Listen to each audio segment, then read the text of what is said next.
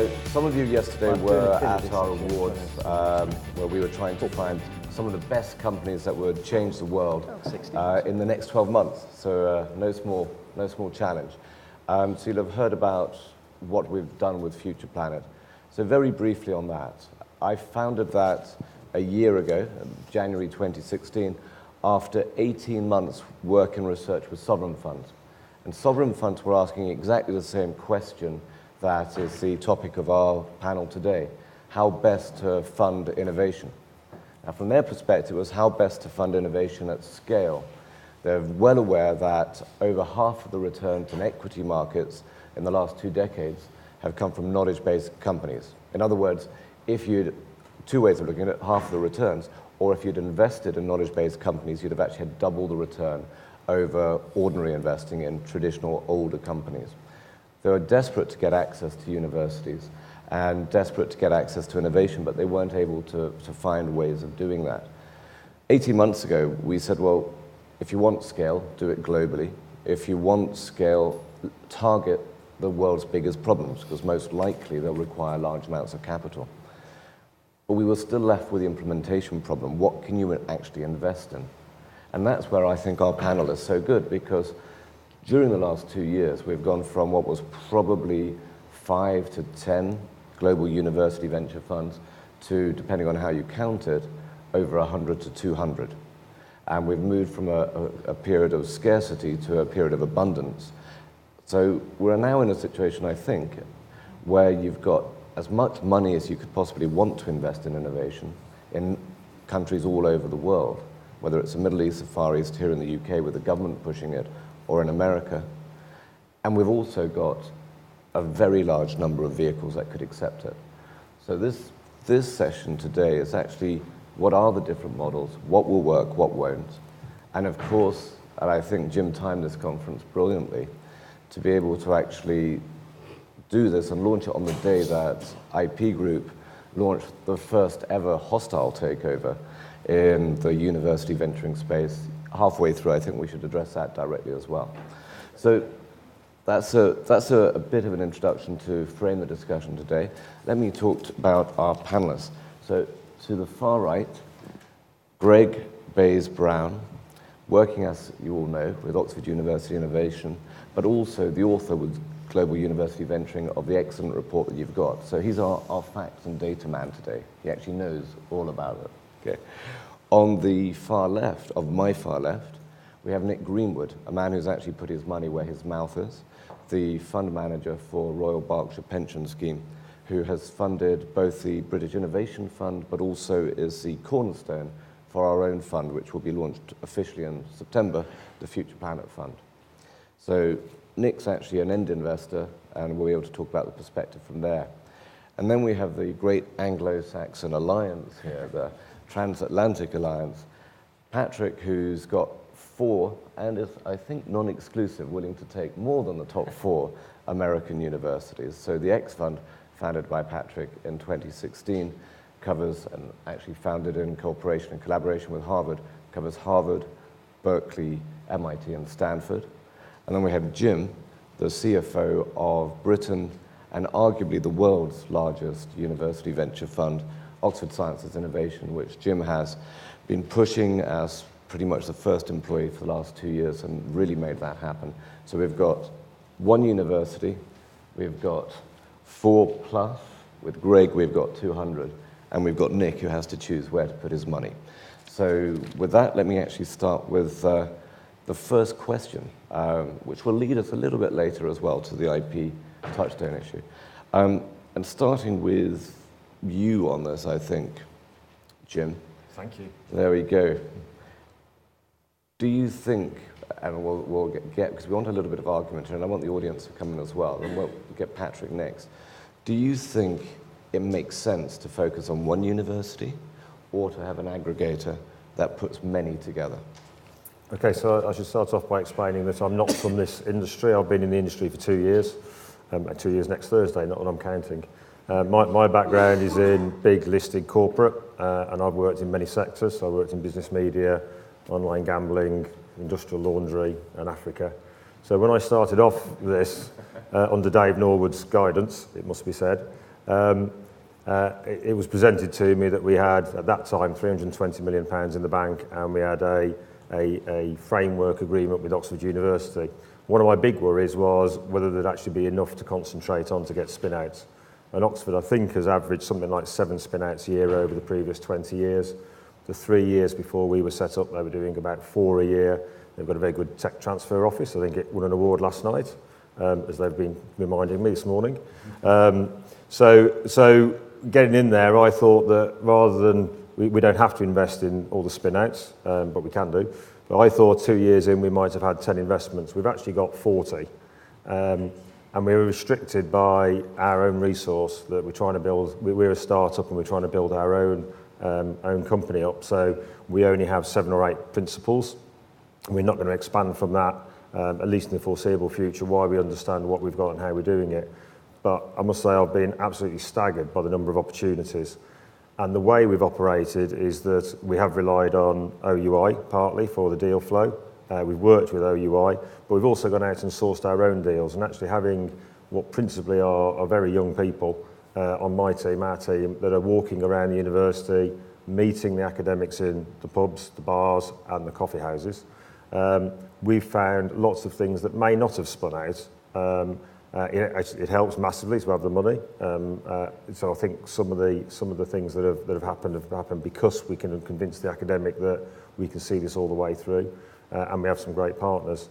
But from our perspective, or from my perspective, with limited knowledge, is there's more than enough in Oxford University to keep us as our fund absolutely big. And we've now got £580 million. And on one of the projections, if we carry on at 15 spin-outs a year, then that money will only last 5 years.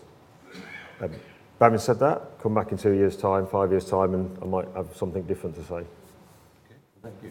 And that point, I mean, which Jim slipped in at the end, the £580 million, that was raised in 2 separate rounds. Yep. The first one, I think, Dave Norwood says in 48 hours, with a few phone calls.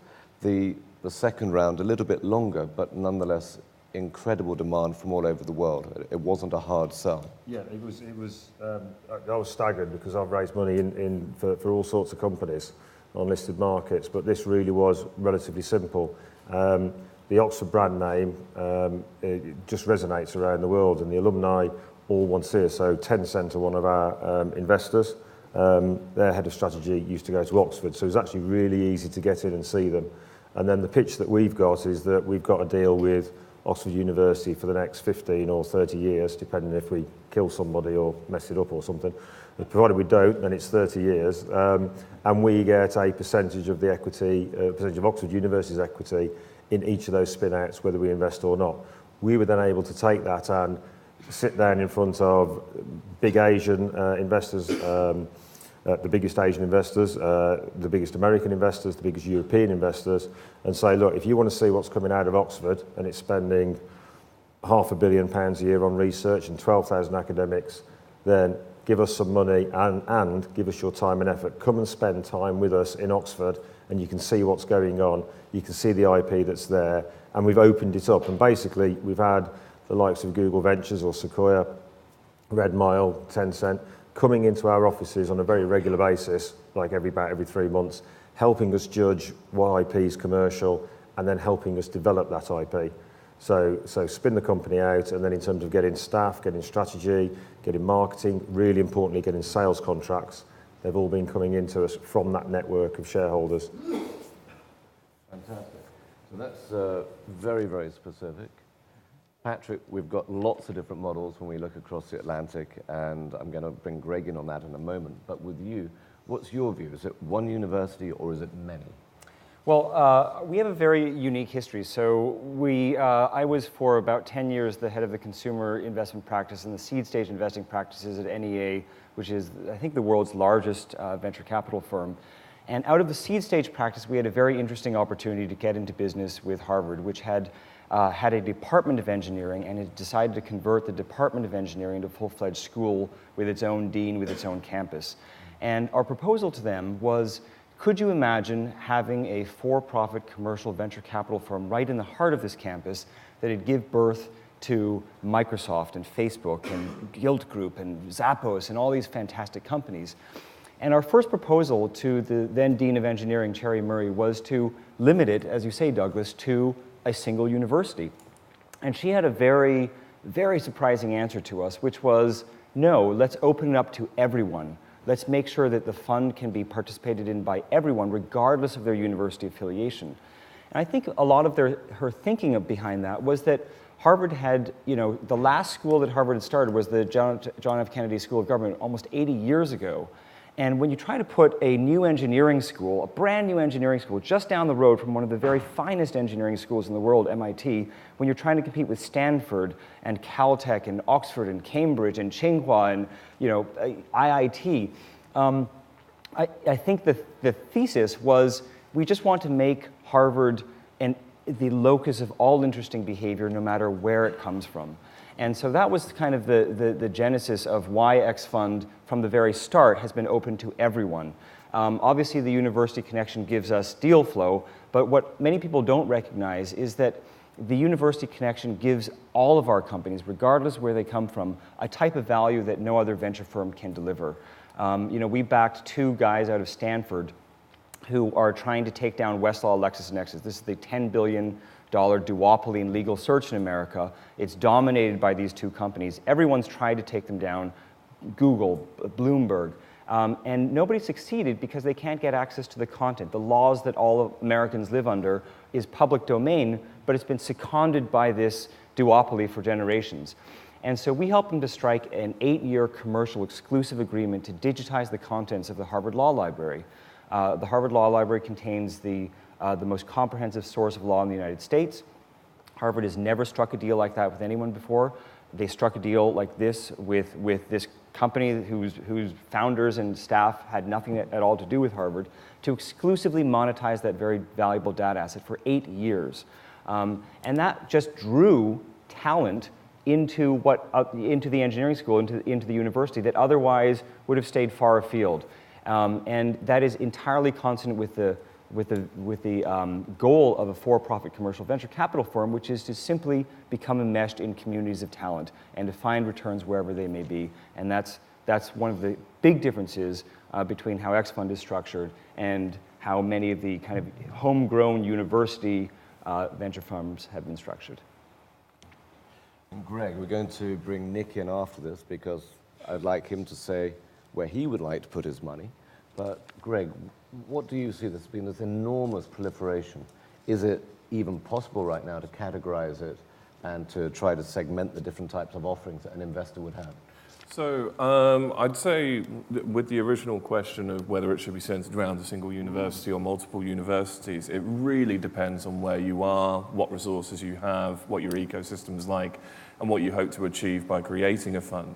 So at Oxford, we have world-class IP coming through the university. We have OUI, which is probably the most well-resourced tech transfer office in the world. We have a good entrepreneurial ecosystem about the place. We've got London just down the road. So yes, we can go to investors and say, this is something that you're going to like. And that's how we've been able to raise OSI. It's a very tempting offer to be a part of the Oxford ecosystem. But say the university I went to, University of Glamorgan, which is one of the 3 universities in Cardiff, they wouldn't be able to do the same thing. Hardly anyone knows what Glamorgan is. It's even had to change its name to the University of South Wales since I was there as well. And it would be a collection of universities in Cardiff. So there's a University of South Wales, there's UWIC, which has also changed its name, I think, to something else, I don't know. There's Newport, which merged with Glamorgan, there's Cardiff itself, there's Swansea. None of those universities by themselves would be able to raise an OSI scale fund. But if you said, well, we've got plenty of startups that come out of these universities, we do have very research intensive ones in Cardiff and Swansea, so we do have spin-outs that come along. Maybe we can have a fund that supports all 5 of these institutions. Then that could be a tempting offer in itself for investors to come in and actually tap into innovation from across all of South Wales. So that's really the answer to the question. Where are you? What can you do? And from what I've seen of my own research on it, you generally have different sorts of models coming along. You've got stuff like Patrick's, which is independent VC, so for Harvard. You have an area that's very rich in VC already. You have the entrepreneurial mindset. As Leslie was saying earlier, that's actually my comment, that you can roll up a license, throw it out the window, and there's a rabid pack of entrepreneurs and VCs ready to tear it apart. So, you know, that's what you've got in your ecosystem. So bringing along that VC mindset, that's the correct model for where you are. And that also allows you to tap into other universities, which is great. You bring the VC experience in. And I'd say if you were over in Stanford, it would be the exact same thing. But if you were in, if you were in Purdue University, it'd be very different. If you're in Purdue University, you'd want to go with the Allied Minds type approach. You want to be in right at the start, helping people grow. You want to be very much involved with the ecosystem as much as possible and working with other universities of that size. So they have a different model to you for that reason. Then you have the part-owned model, which is kind of what we've got at OSI. You've got the university chipping in with the deal, a little bit from the endowment, working quite closely with the university, although you're still independent, which I think is important, because that allows you to do deals. It allows you to run without interference from the university, and I think, well, mostly. But it does allow that degree of separation that allows you to act more like a VC than, say, a fully owned model, which is typically what you see for seed stage funds. The seed stage funds as well, because they're fully supported by the university, they're not going to get more than $10 million or so, I'd say, and I think that restricts them, and it also means that they're fully under the control of the university and can be interfered with by the university, although Tony might say different things. He's had very successful stuff with the Cambridge Seed Fund, so maybe you want to chip in on this as well. And then you're also seeing other types of funds emerge, like you're seeing a lot more student-led venture funds, although they're very small and typically aimed at just training people in VC. And you're also seeing stuff like Lab 282, which has come out of Oxford recently, which is a partnership between Oxford, Evotech, and OSI. That's a £13 million drug discovery fund, typically looking to provide some proof of concept cash and industry validation to quickly accelerate potential drugs to market. Over at Cambridge, you've got the partnership with UCL and Imperial and Apollo Therapeutics, which is doing a very similar thing. And I think that's really interesting because you're seeing corporates come in and partner with us on the early stage, which is really fascinating. And then you're also seeing the multi-university fund, which is stuff like Epiderics. So Epiderics is 3 Scottish universities, King's, and a number of independent LEPs, some of which are corporates as well. And I think that could work quite well for universities that want to work together. And then you've even got stuff that doesn't have a fund, but manages to attract all the sort of VCs in the area, like Simon Bond's Set Squared, which manages to attract a huge amount of investment to the companies that come through that they incubate, but they don't have a fund in themselves. They're just very effective at funneling everything at what they do. Which is another point. I mean, Nick, you're a fund manager. You're in your career, you've actually gone in early in a number of different sectors. What do you make of the university innovation space? I mean, to give you some idea, we went to Korea in October 2015, saw the chief executive and the chief investment officer of their sovereign fund, and we talked about investing in innovation.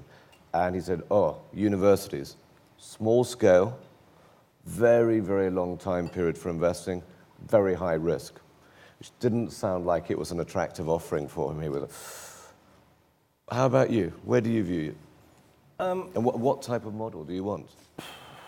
Many questions. So to try and put this in perspective, and please don't tell my trustees because I've just done the maths, but we have about £2 billion of assets. My exposure to VC is about £50 million, 2.5%. My exposure to universities is the majority of that, 60%. Put it in perspective, the average local authority pension scheme is 2.3 billion of assets, of which maybe 5% is in private equity, of which no more than 5 to 10% will be in venture capital, and that will be US. Full stop. So yes, we're innovative.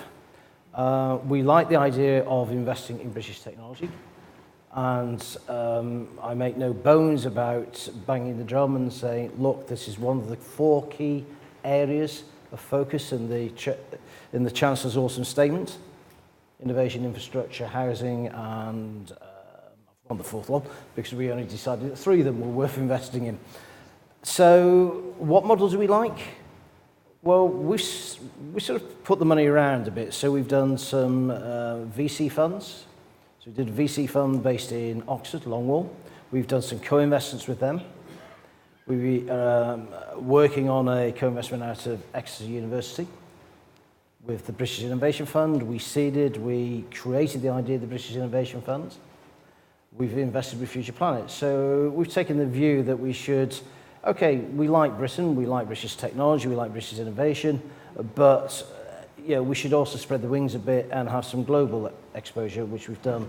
And the sort of split is about 2/3 UK, 1/3 overseas. But as to the particular model, it's horses for courses. We want access to the best possible ideas and the best possible technologies and innovation. Thank you. And I think we'll go with that question, whether you want global exposure and how best you go about it, because I think we've actually heard that from at least 3 of our panelists, and Gregg would have referred to it as well. How do you maximize the value of the global links? So certainly from our perspective, we don't believe you can sit on top and get involved at a detailed level, at a micro level in every single university and harvest that innovation. We think actually innovation investing is incredibly manpower intensive, and it all depends on the local ecosystems. But I think I've heard from all of you really that you don't need to give up on a global link, you just need to structure it in different ways. So Patrick, what's your view on globalizing innovation, which really helps get it to scale? Yeah, I think from our standpoint, we invest in the earliest stages, so seed and Series A, and because we happen to be based in America and have coverage, bi-coastal coverage in America, it is already an enormous market. And so typically, what we see in our companies is that they will go after the U.S. market, and then once having kind of gotten their sea legs in that market, then the next logical kind of extensions to that are usually Canada, Europe, often China, but not nearly as common as Europe or Canada. And so it really helps to be, as you say, Douglas, not kind of in the micros, but at the highest levels, be part of a family. And that's why we're so pleased to be part of the Future Planet Capital family, because we are a family of the very best international global university funds. And so, I can call up Jim or Dave at OSI and say, I have a company that is thinking of expanding to Europe. Can you make these introductions? Do you have someone in your ecosystem who could be the GM for Europe for us? And vice versa. When you come across to America, you might say, hey, we really need an executive or non-executive director of the board who has U.S. experience, because I would imagine that once having conquered the domestic markets, America is a very attractive next place to go. Great, and that's actually a very good point, because it's not just about attracting the funding from the rest of the world, it's about getting the skills on a global basis. You've got great investors, so as you say, all the way from Sequoia on the West Coast to the Far East and Tencent in Shenzhen. How are you working with them to maximize the value for your portfolio companies? So, although we're centered on Oxford, the companies we're investing in, one of the requirements we've got is they've got to have world-changing ideas. So we're not particularly interested in things that only affect the UK or parts of the UK. We want ideas, patents, IP that potentially can change the world. When we started putting the money together, particularly on the second round, when we're looking at our shareholders, we want to help us develop these businesses.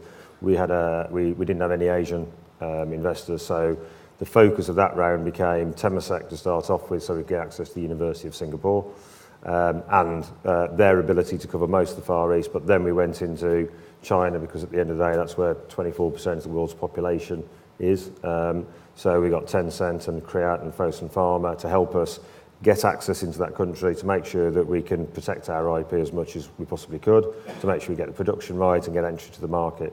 And that's how we've built up the whole shareholder base. As Douglas has said, it's people on the West Coast, East Coast of America, people across Europe, and then people across Asia. And then we have them in all the time, every 3 months or so they can see what we're doing, and they've got the opportunity to say, we like that one, we'll take that one and do that one for you in China or in America. Now, a lot of this discussion is moving from ultra-local to truly global. One of the big challenges that we've seen is that there isn't a uniform model. That's either a good thing or a bad thing. But I'm going to be asking the audience in a moment what you think, just by a show of hands, between the Evergreen model, which here in the UK everyone is remarkably proud of. We say we're altruistic, we're not going to charge too much, we're not greedy, we don't need to take 20% of everything that's made as a manager. And the Americans in fact, the rest of the world really, who say, well, hang on a second, it's a very cozy life. You can sit here in your Evergreen fund, you've got long-term patient capital, so you don't actually need to do anything. You've got $750 million, 580 million pounds. You can sit here, live off the interest, not worry about actually ever having to deliver. That's the Evergreen versus the GPLP 10-year structure. Although we get sacked if that happens. So we're not too keen on that one. Or maybe have a hostile takeover. So that is, to me, a question. But Nick, you've got the opportunity to invest in both and see both. What do you think of those two models? Evergreen structure for venture funds or actually time limited? And then I want these two to battle it out. Well, okay. Thanks. My preference is Evergreen, and the reason is that with a closed-end fund, there is a finite life, there is a pressure to exit and to monetize, and that might not be in the best interest of limited partners at the time. I think also one of the, we keep hearing it, patient capital. Now let's be honest, I run a pension fund, I have 100-year liabilities. We know we've got liabilities going out 100 years. We say we're a long-term investor, and guess what? I get asked for quarterly performance numbers. How's this fund doing over a quarter? I don't really care. You know, what I want to make sure is that I have enough cash in the fund to pay benefits when they're due. So that's cash flow management. I also need to grow the capital, and to grow capital, you have to take the long-term view. So marginal preference for Evergreen, but there are times where you say, actually, the closed-end fund and give investors the ability to recycle is actually a good tool to control management. Okay. So Nick's a little bit like us. We invest a lot in Evergreen, and the British Innovation Fund is an Evergreen structure, but Future Planet is 2 and 20, 10 plus 2 plus 2. So I've definitely got a foot in both camp here. Mm-hmm. There's a gentleman over there who's going to ask a question in a moment. So if people have got the mic, if they could perhaps move it over there. But Patrick, what's your rebuttal? Okay, my advocacy is really an advocacy for the interests of LPs. The closed fund model, first of all, what I don't really understand, and this is where we're going to get into the death match that Douglas wants to prod us into. Yeah. I don't really understand from an LP perspective how it's good for you to commit all of the capital up front rather than have it called in. Because if all of my capital is committed up front, my IRRs take a huge hit. And to Nick's point, Nick, I mean, the LPs, no matter in what structure, own the fund. And so at the end of a fund's life, in our case, it's 10 years. I mean, that's quite a long time. That would be 1/10 of your 100-year run. But in 10 years, at the end of the 10 years, if there are winners in the portfolio, you can always roll them over into the next fund, or they can always be distributed to you in kind. And so there's so many mechanisms to allow you to capture value across a larger time scale. But I think the thing that really befuddles me is why it's good for LPs to take 100% of their commitment, give it to an evergreen fund, and have them kind of sit on the cash instead of you guys sit on the cash, deploy it, and plan across multiple times so that you can kind of mete out the cash across. Just to respond to that, I would love an evergreen fund with drawdowns, because that works best for us, and it works best for the manager. I seem to be in a minority of one when it comes to wind up of limited partnerships, in that I'm often the one who is saying, well, actually, I want you to roll. I want you to do a new structure for me. I'm having a big argument with a GP in the States at the moment. That, yeah, you're saying this is 5-year life. I don't want 5 years. I want 15, 20 years. You've got to roll for me. And yeah, I'm on your side. You know, it's what is the viewpoint of your other limited partners?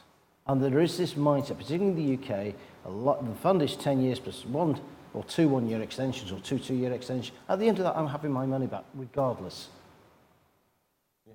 And it's an education point. It really is. It's an education point that, you know, private equity, whether it's an MBO, an LBO, venture capital, growth capital, whatever part of the arena is, it's not a snapshot. It is a long-term view. It's got to be a long-term view. I think from our viewpoint, Oxford University's been around about 900 years, so having a 10-year fund won't work.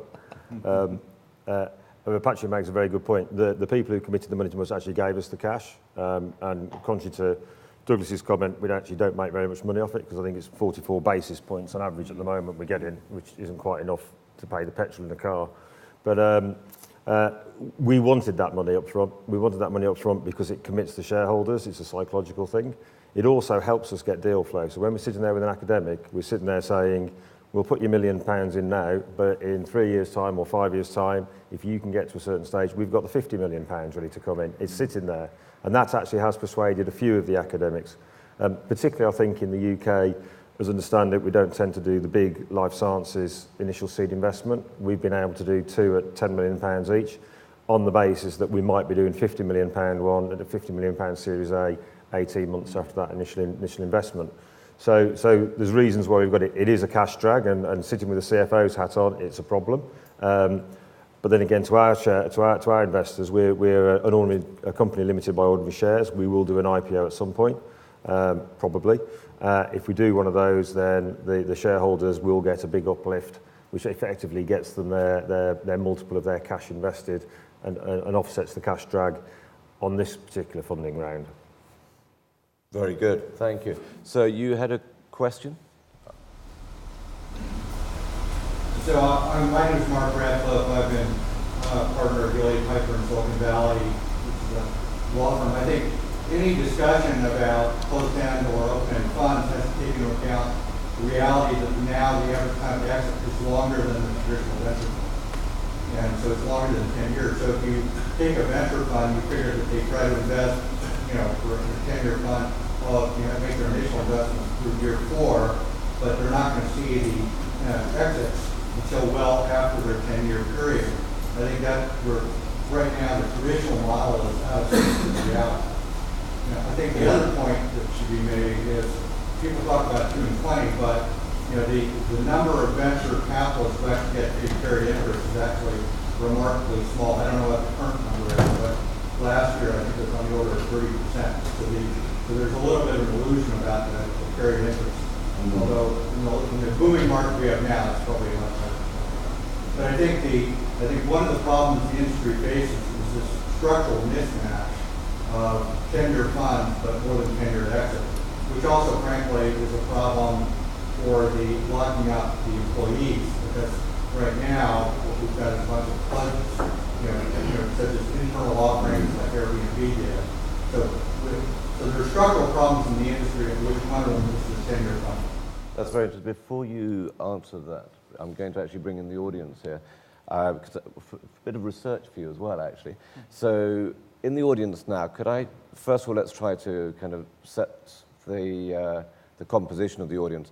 How many people in the audience are US-based at the moment? Okay, so we're probably talking about 5%, I'm guessing. It's a very rough number. How many are UK and Europe? Or UK in Europe, whichever you prefer. All right, okay.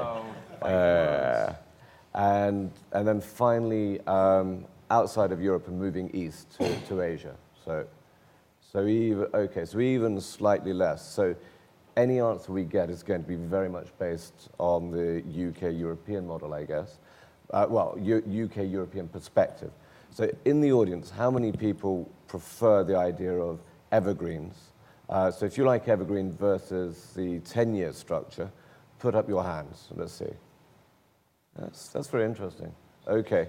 And now just to make sure we haven't got a huge number of abstainers, how many people prefer the GPLP 10-year structure? Patrick, put your hand up. Okay. So actually, especially with the bias geographically, that's an interesting one to me. It means that, yes, there was a clear majority for Evergreen. Not everyone looked around, but there was a clear majority for Evergreen. But it wasn't substantive. It wasn't overwhelming. Greg? Can I tee up a question for you, Greg? I don't know if you know. But first of all, it depends where you sit, if you're a GP or an LP, as to which structure you prefer, because I think one is better for one part or the other. But Greg, here's the question. Is there research on the returns profile of Evergreen's funds as opposed to 10-year GPLP funds? Because, just anecdotally, again, this is my bias sitting in Silicon Valley, but I struggle to think of top performing Evergreen funds. Maybe Sutter Hill in its day, or maybe even today, but that's kind of it. And so is there any correlation, do you think, or is it a more geographical correlation? I think with the Evergreen Fund, it's also worth tying that together with the patient capital idea. So what we were saying here about having the 10-year funds, I mean, that is something that's been structured to help support university spin-outs in a way. But patient capital goes that much further. So you also, I remember yesterday you were saying the average time for a spin-out to get to market is 8.2 years. I mean, we see that as well. Good memory. Yeah. So we see that as well. I mean, your average VC is looking for a shorter exit than that. Is thinking, I want a Snapchat or something like that where we can pump a load of cash, it can grow really quickly, get to market, and then we can get our return. In the university world, that doesn't happen. You have physical sciences and life sciences companies that take 10 years, 15 years to get to market. So you need an investor with legs. And that's why Evergreen ties into everything with patient capital, because you want an investor that's going to be a part of the university infrastructure for quite some time, so that they know that fund's going to be there, that when we get something that comes along at year 9 of that fund's existence, that fund will then be able to support it for the next 10, 15 years after that and have that consistent flow. Now, when it comes to returns, the whole idea of university venture funding, patient capital, is new. There's not enough data, which is why we're having these conversations now. Why GUV exists, to try and get that sort of data to be able to bring it back to you guys and go, maybe this is something worth looking at. But patient capital, we're going to have to wait a while to see how well it works, and you're probably just going to have to track how OSI, how Cambridge Innovation Capital, and funds like that work over time to see whether it's going to work or not. But I guess there is some type of psychological comfort or consonance around these ideas of, yes, you want the stretch of the capital to last as long as the projects themselves do. But the models of Evergreen versus GPLP have been around for a very long time, although maybe not in the university context. And so the data around those must exist and must have a wide history. And so the question is really, as an LP or as a GP, would you prefer, does the structure determine a type of returns profile, either kind of theoretically or empirically? And I think empirically, again, this is just my impressionistic view, but I really struggle to think of evergreen funds in any context outside of universities that have been top performing, at least venture capital firms. I don't think it's a model that works for traditional VC. It is, universities they require a different level of support to be able to get those innovations out there.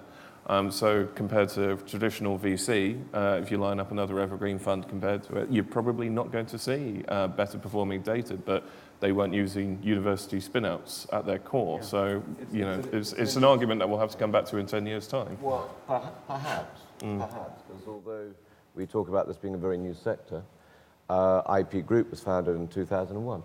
So actually, that's not so new. And if you look at the IRRs, they're pretty good, or the returns. There's argument, which the Financial Times has rehearsed today, as to how much of that comes from one mega success or not. But then I would argue that most venture, whether it's university or not, very often depends on the 1 or 2 or 3 really big wins. So I don't think we could hold that against But them. I think also with IP Group, they had some success at the start, but then they had quite a difficult period for a number of years. So really, they only started the long-term venturing of the sort of the second large phase of investments around about 2011, 2012. So even their data is slightly off, I think. And the other point, which we haven't really discussed, is with the traditional GPLP model, the GP's got to keep sharpening his pencil. Whereas with Evergreen, so you look at 3i's, which probably is the longest listed, longest established private equity vehicle, certainly in Britain, and that has gone through wave after wave of bad performance, better performance, changing the spots, redeveloping itself. And if you've got Evergreen Capital, the danger is that that pencil isn't sharpened and that the focus isn't kept up. Sacked then, again. This sounds like quite a risky job I've got there. I've got to be quite careful at the end of this, because on the one hand, this man here is bridling at being called complacent and comfortable. This man's bridling at being called greedy. So I think I have to be very careful after the end of this. But I do think, both in terms of the question that came through, the conversations that we had with Tony Raven at the beginning of our research project 2 years ago, it's about staging. It's about what is the best staging, and it doesn't necessarily mean Evergreen versus GPLP. It's also about at what point does a university transfer it from tech transfer, patenting, and seeding, and initial incubation, to a profit-driven fund. So there are many different models, but I do think this time next year, it would be good if, as a group, and Future Planet should take a role in this, I think, because we're going to be investing in many different models and many different geographies to see how that works. Now, a bit of more audience participation here. We talked at the beginning about whether you prefer single university funds or aggregations. British government policy right now is to have larger aggregate funds. We've seen some aggregating activity over the last few days. If I was going to ask the audience, do you think it's better to have single university funds, which are specialist and know their ecosystem, or would you prefer to invest in one aggregator at a national level or a regional level? So the first question, who prefers single funds, single university funds? Okay. Question, because Gregg had a good point. Well, we're talking to you. So, MIT or Cambridge or Oxford keep up legal. yeah. Set squared works because it's a question of There is also the danger that, if you have a multiple university fund like Touchstone, for example, you might just get bought by IP Group. So you need to watch out for that. Yeah. Very good. Is actually as a perspective from the investor perspective, or is it the other side? No, I'm sure the different universities would love to have their own individual fund. If you're the investor, do you prefer to have a collection of individual, let's say, top universities, you mentioned that point, or would you prefer to harvest the innovation of having broad exposure to many universities, including the Illinois and the MIT, all in one go? The answer is basically focus. Right? So if you say, I focus on MIT, I know her telephone number, I know where her kid goes to school, and I will choose her until I get all the good companies, that's one angle.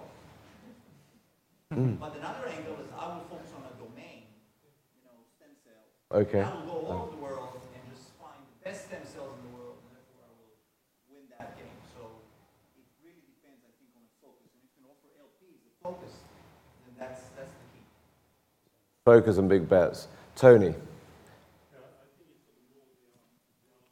Oh, sorry, hang on a moment. We've got to look at that. She's running very fast for you. There. The answer is more the art of the possible. I mean, to have your own fund is great.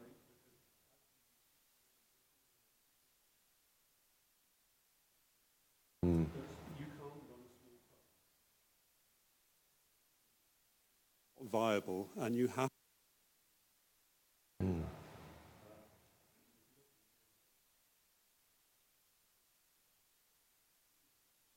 enough deal flow to support the fund on our own, but we were very fortunate in having a whole deal flow. So I think it really is driven by the art of the possible, not by what's desirable. A very good pragmatic British approach. Very good. Okay. No fixed rules, no constitution.